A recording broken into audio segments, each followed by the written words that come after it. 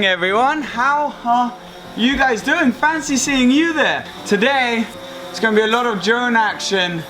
I think we should head up to the car. Let's get this day started.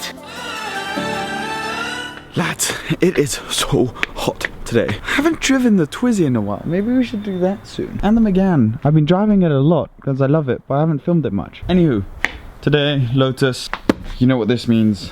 This means we are flying today. Not literally flying, of course. Flying the drone. I think I'm becoming slightly obsessed with the drone. Anywho, drone.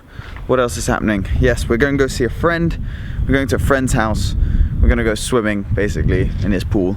And I have basically decided that there's a sick view from his house. So we need to bring the drone and we need to fly the drone.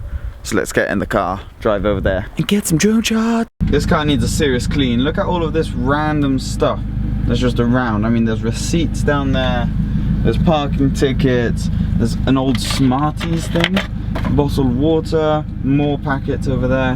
Horrendous! What a gorgeous day! Why's my seat so far forward? I swear I'm getting so obsessed with the drone. I think the drone shots are so sick. I'm also, by the way, looking for loads of different music for videos. So if you guys have like a SoundCloud or anything with cool music that you know,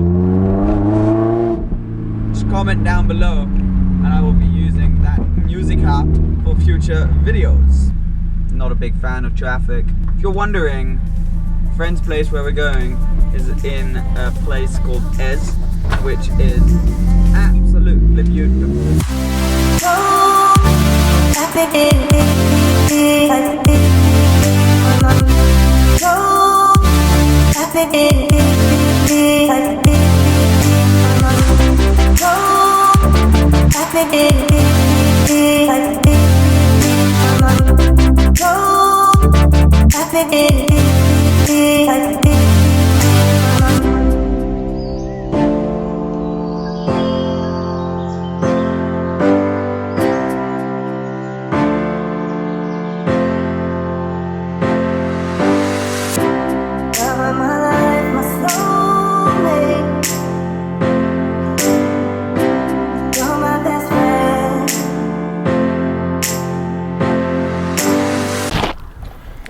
Here's the current problem at hand. I want to film talking to you guys with this view, but the light is better if I go this way.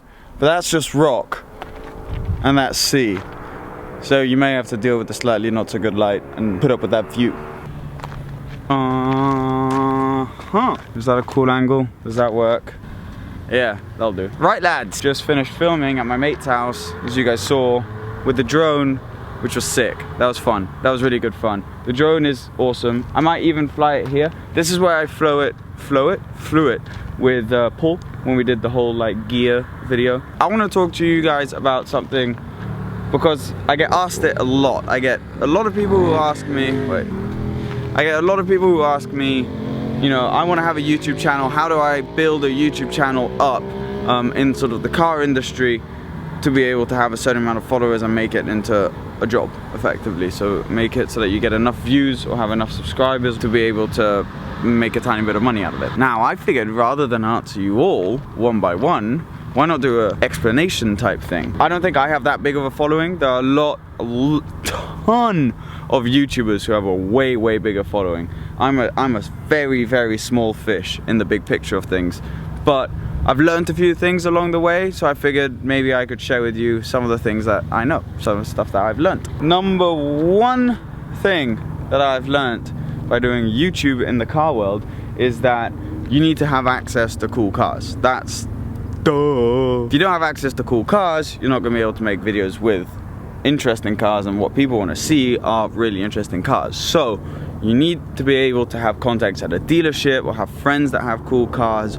or somehow have access to cool cars, and that is the number one thing you'll need to get there. Also, I've just realized that last summer I was at 5,000 subscribers and this summer we're at over 110,000. So the growth in 12 months has been incredible, and for that I only have you guys to thank. So muchas gracias, ladies and gentlemen.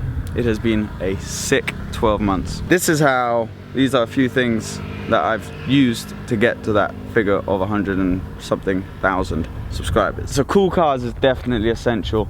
You need to be able, lots of people ask me if you need to be able to speak English. Now I think there's a certain niche. The main thing with the YouTube channel is you need to find a niche. If you try and copy what other people are doing and you try and just replicate what other people are doing, it's not going to work, because there's going to be someone out there who's already doing it, and clearly if you're copying them, they're probably doing it better than you because they have more experience. So you need to find a way to pick lots of little pieces from different people's styles and videos and then create your own niche. One of the ways and one of the blanks I think there is in the car industry at the moment is there aren't really vloggers who vlog in their own languages. So let's say an Italian car vlogger. Well, I mean, I know there are, but there aren't that many. Or, you know, a Spanish car vlogger, a French car vlogger, all these people who are huge in their own countries and aren't necessarily English speaking, because, you know, not everyone in the world speaks English. There are huge markets out there of people who love sort of the content that certain YouTubers make, but they can't understand everything. And we obviously can't adapt to those languages. Like, I get a lot of questions asking if I'll speak French in videos, and I can't necessarily do that because my main audience is English.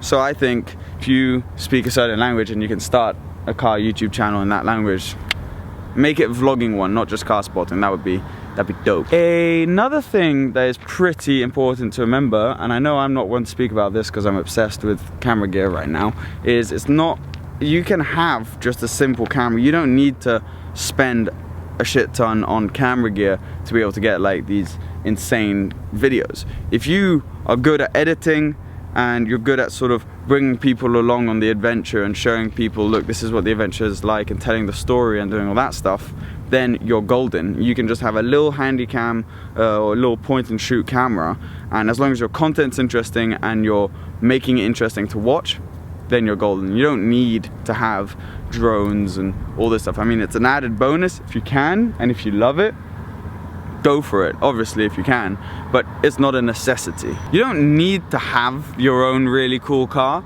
You need to know your stuff about cars. You definitely need to be able to, you know, when you see a car, know what model it is, know all the information about it. So you don't need to research before doing every video, so you can just show up and be like, okay, boom, boom, boom, boom. So, because the thing with YouTube is it's not like film, TV or anything like that. It's mostly unplanned. There's no scripts to these videos. There's nothing. You just say what you want off the top of your head, which is why sometimes we may occasionally say things that aren't 100% correct or may not mean complete sense, and you'll have like me sometimes where I mess up my words and do little things like that, but that's because it's not scripted. But that's one of the beautiful things about YouTube, is it's so natural. So don't worry too much about being spot on and your language being perfect. As long as you're doing interesting shit, then it'll be perfect. I don't know if you guys heard that guy on the motorbike, music playing, rocking and rolling his way down the road. Another thing that is really important with YouTube is whether you have 1,000 subscribers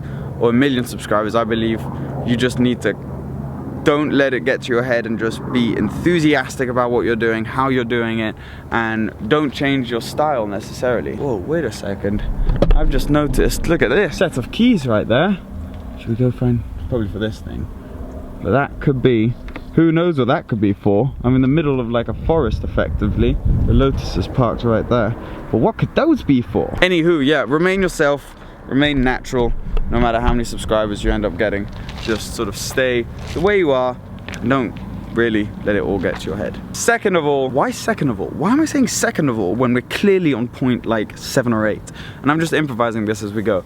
You need to love what you're doing. Like, don't start a YouTube channel if you don't love making YouTube videos and you don't love, for example, cars or whatever you want to start your channel on. If you don't really enjoy what you're doing, you're just not going to be the best at it. And then you want to be able to, in your mind, this needs to not be work. You want to be able to wake up in the morning, and whether you have a job or not, you're just like, bam, I want to make a YouTube video. That's what I want to go out and do. And then you'll succeed. I think if you really love it and you really enjoy it, yeah, you'll be able to do well. And the most important thing, like, everyone thinks that if you make these insane quality videos, or if you have a cool car, you can make one video and all of a sudden you'll get all these subscribers. No, you're gonna need to go through like a year of there not really being that many people watching your videos it will just be your mates and stuff, but that's fine, like it doesn't really matter. Then gradually, bit by bit by bit by bit, you'll start gaining sort of more traction, and that's when stuff will start working out for you. Because if you just expect that all of a sudden everyone will find you and you'll be golden, then that's going to be tricky. But I mean, I know it's the case with all of us car YouTubers. Like we didn't instantly go up. I was doing YouTube videos for maybe 3-4 years to get to 5,000 subscribers. And then recently, the last 12 months, it's gone faster than that. But there was a long period before that where not many people were watching the videos. So yeah, that was me just ranting. I was driving home and I didn't really have that much to do. And I saw this view. Let me show it to you. This flipping view. And I was like, hey, I can make my YouTube thingy video right now. You know what?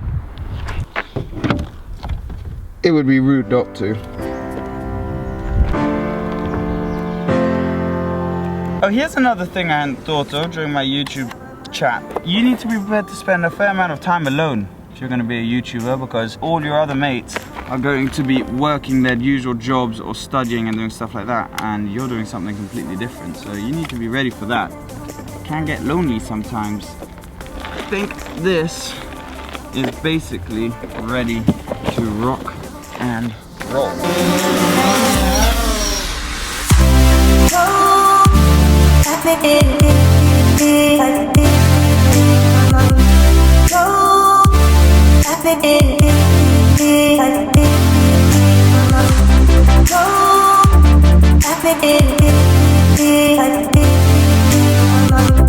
Go,